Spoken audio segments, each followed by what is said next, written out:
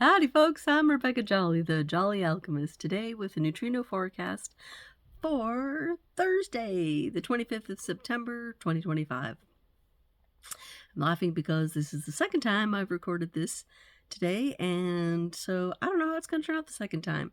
Usually it works out. Well, I don't know. I can't say that, so we'll see. Anyway, we are moving from the right angle juxtaposition now into the left angle of this grouping around gate 46. Love of the body, the temple, and serendipity. Being in the right time at the right place. So we're talking about the nature of luck, love, and now into the left angle cross of healing. Ross said that the left angle cross, the transpersonal lines, is sort of the PR department of any hexagram.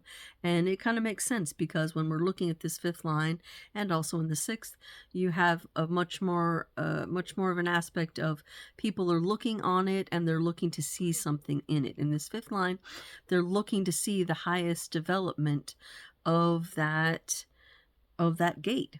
So here in 46 line 5, we have keeping pace according to 64 keys.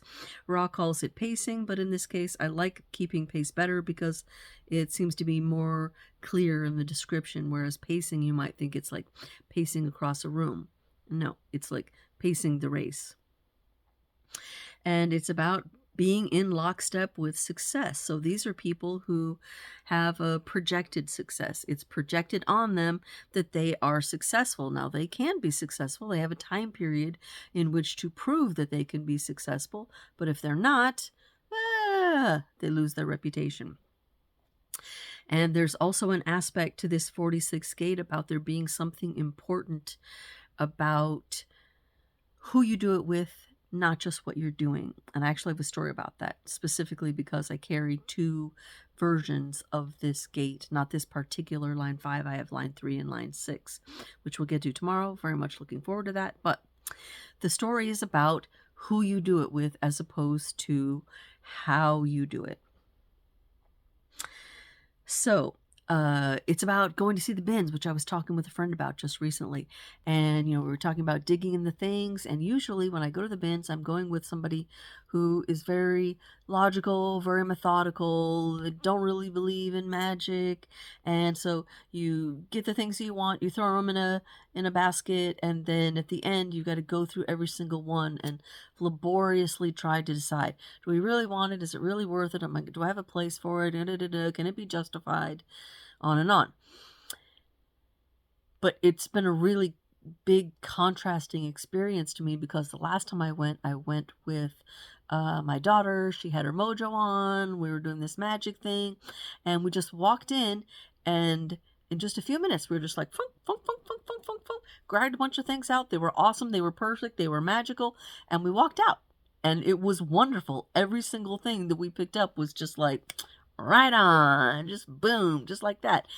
And I thought, there is a perfect example of it's who you do it with, because this is in a collective channel. So we're talking about collective shared experiences here.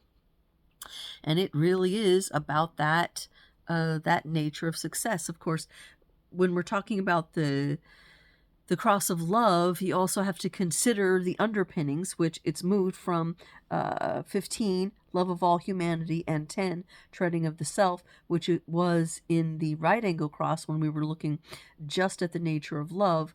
But now it's grown to something bigger in the cross of healing, where it's talking about 52, this is concentration, and also 58, joyous vitality. So you're really wanting to concentrate on the joy of being who you are in the now, which brings luck and healing. And that moves me on to the next gate, which is our earth activation, 25, the gate of innocence or healing. Line 5 is healing. Ra calls it recuperation, but close enough. The innocent power to heal and be healed. So you're looking at a reflexive kind of energy. Now, all of them are reflexive, but this one in particular is really about people who are wanting to heal through love and also be healed through love. And there's something really specific about how that happens.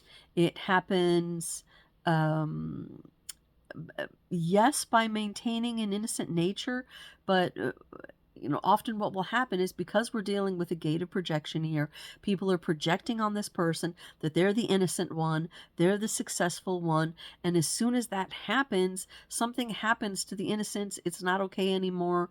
It's not right, and that person has to be wise enough to withdraw themselves from the conditioning influences and reestablish their proper rhythm, which will lead them into success and luck and all the good things that we're wanting to see out of this cross. But it is quite difficult to do.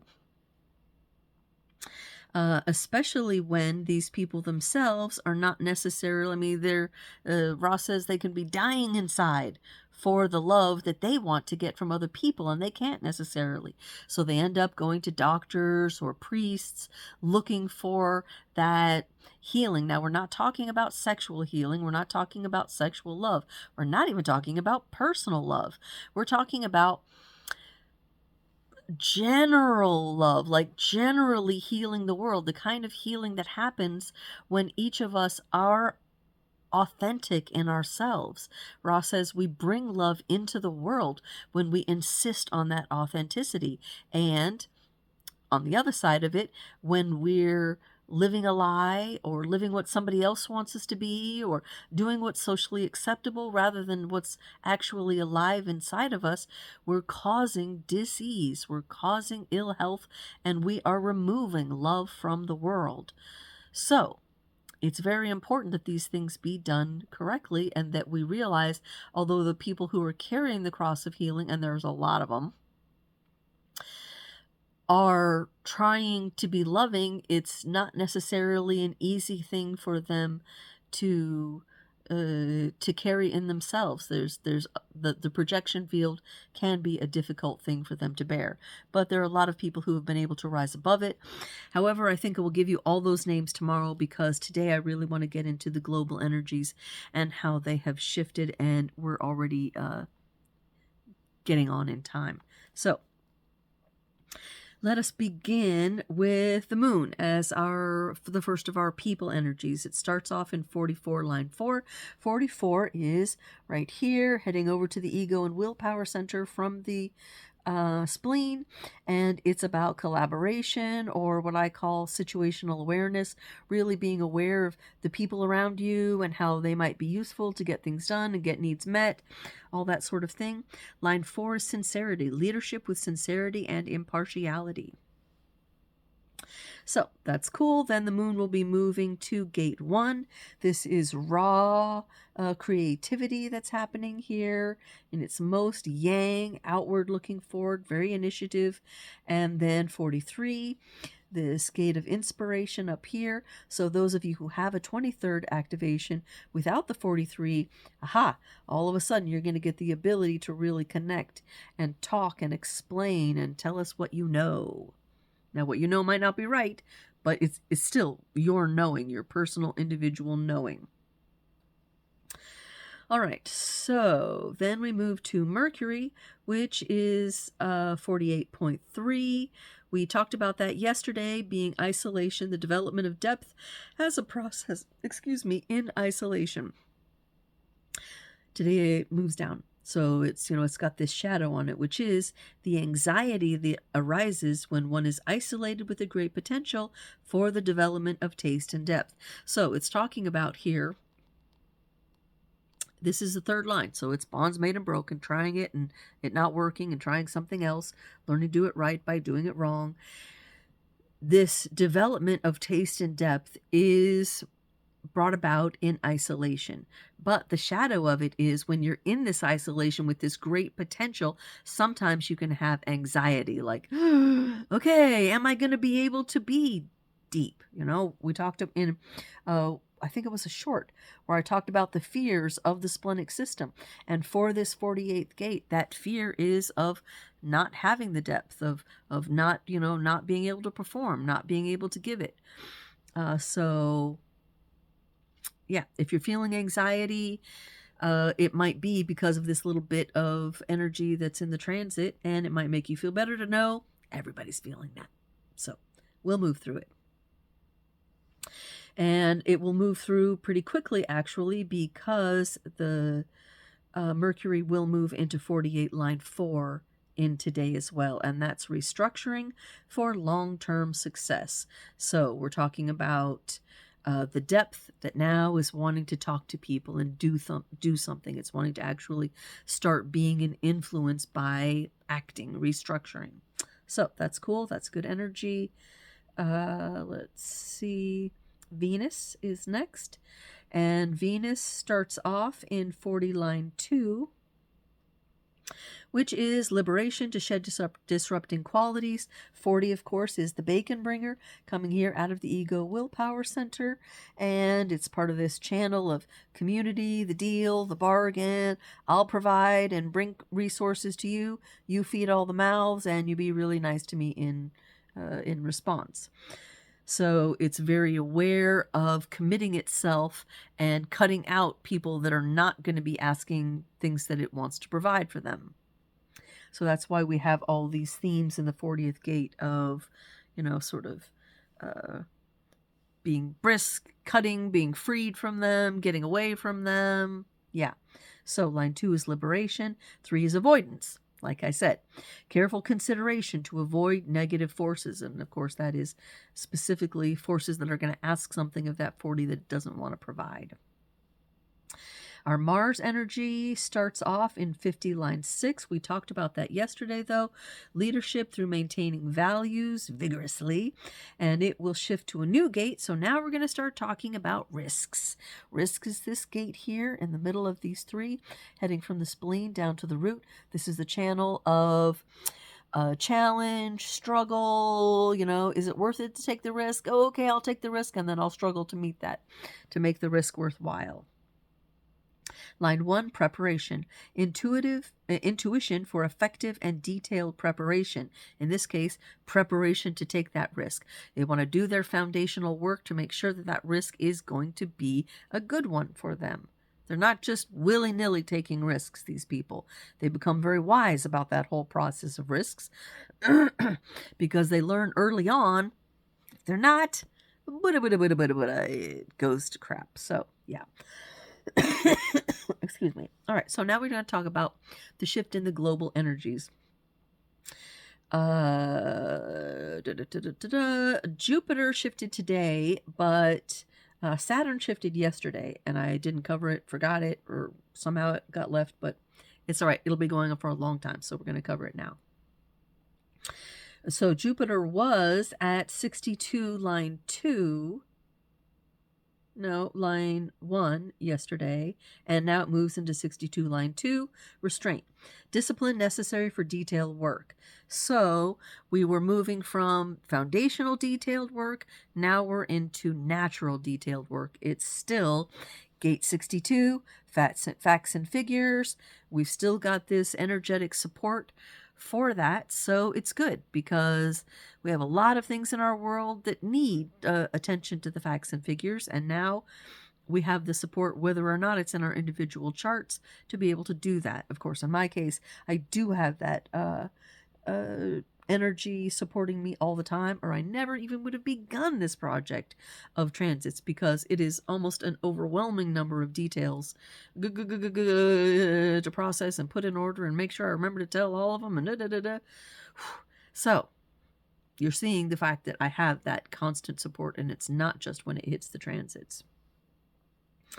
All right, so our Saturn is actually doing a gate shift because it has been in gate 25 for a long time. Of course, it's been retrograding out of 25, and now it's going to go backward into 36, where it was before, but here we go again.